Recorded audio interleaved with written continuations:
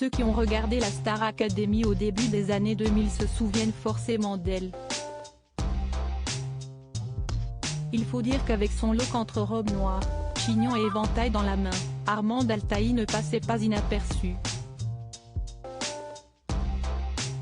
Celle qui était la professeure de chant du château a passé le relais sans aucun problème à Adeline Tounayouti pour la nouvelle mouture du programme version 2022. Avant de faire le bonheur du télécrochet de TF1, Armande Altaï a eu une carrière riche, débutée au début des années 1970 et une enfance très difficile. Dans le portrait de Libération publié ce mardi 28 février, la très bonne amie de Françoise Hardy a accepté d'en dire un peu plus sur le sujet. Son père étant un officier français, la fratrie est née dans divers lieux du monde, Alais pour Armande, Damas, Beyrouth ou la Côte d'Ivoire pour ses frères et sœurs. Un drame familial a finalement poussé la famille à se séparer, le père étant parti en Indochine, la mère et les enfants ont débarqué à Marseille. Mon père abusait de ma sœur aînée. C'était épouvantable, a-t-elle expliqué sur ce terrible drame. Une jeunesse très compliquée ne souhaitant visiblement pas s'épancher plus sur le sujet, tout juste considéra-t-elle qu'elle n'a plus revu son père pendant très longtemps. Pour autant, sa jeunesse n'est pas évidente, même avec le départ de ce dernier.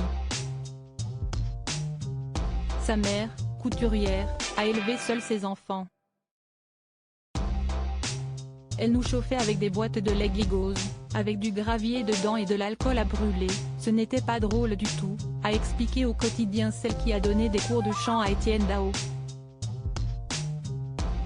La jeune fille rêve de culture, de peinture, mais ce sont la musique et le théâtre qui ont fini par la rattraper. Entre le début de sa carrière en 1971, à 28 ans, et l'arrivée de la star AC en 2001, Armande Altaï a vécu une carrière faite de haut et de bas, entre première partie de Claude François, comédie musicale gospel, duo avec Jacques Higelin ou cours de chant. Les maisons de disques, reconnaissant son talent, lui ont alors envoyé des talents à coacher.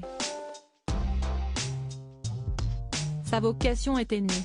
Elle a ainsi acquis une certaine notoriété dans le milieu, qui lui a valu la proposition du télécrochet. Aujourd'hui, à 79 ans, la professeure de chant vit avec une petite retraite de 900 € par mois, mais refuse de se plaindre car elle est propriétaire et peut encore donner des cours. Article écrit en collaboration avec 6 médias Crédit Photo, JLPPA.